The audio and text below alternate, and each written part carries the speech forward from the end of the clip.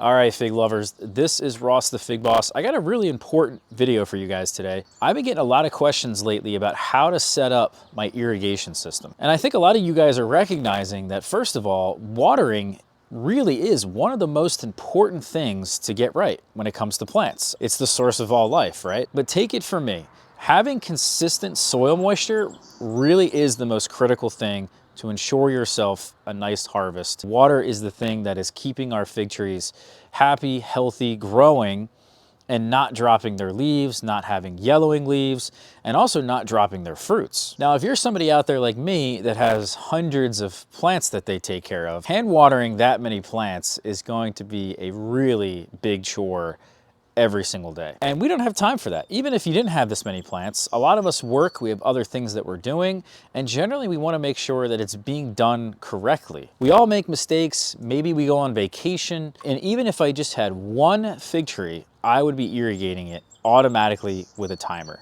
So that's what we're gonna show you guys today. It's so critical, it's so easy to set up. I'll put all the links down in the comments. There's also different watering guides if you guys are confused about overwatering, underwatering. I'll put links to that in the description as well. And I also have hundreds of fig trees for sale right now on my blog, figboss.com. Check it out. Let's get on to the setup. Of course, we start here with our hose bib, and we have to connect into our hose bib with an automatic irrigation timer. I use Orbit. I've used Orbit for years. They don't last forever. It's kind of like a bi-yearly or tri-yearly expense. Batteries need to be replaced every once in a while. But the most important thing is actually taking this inside for the winter time.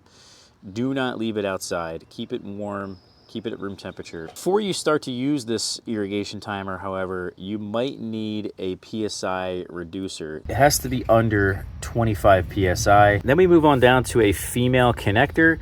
This is basically just a female hose thread right up at the top. And then this is the bottom piece here because it's two-sided.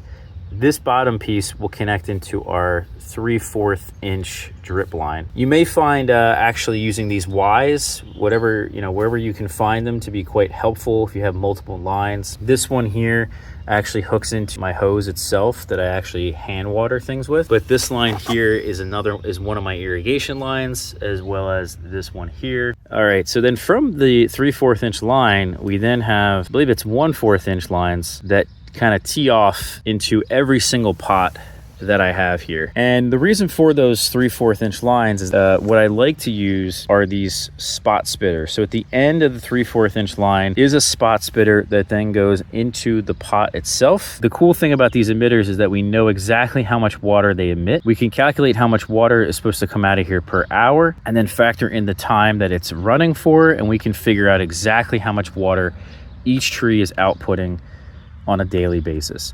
And so basically, now that it is so warm outside, all of my fig trees are getting about 1/4 to 1/2 gallon of water every single day in these 3 to 5 gallon size pots. These blue emitters I use are, I think, my go-to. I think for every single pot, I would rather use these blue ones. It'll be a 360-degree spray angle. I think they're emitting about 12.6 gallons per hour. I'll correct it if necessary.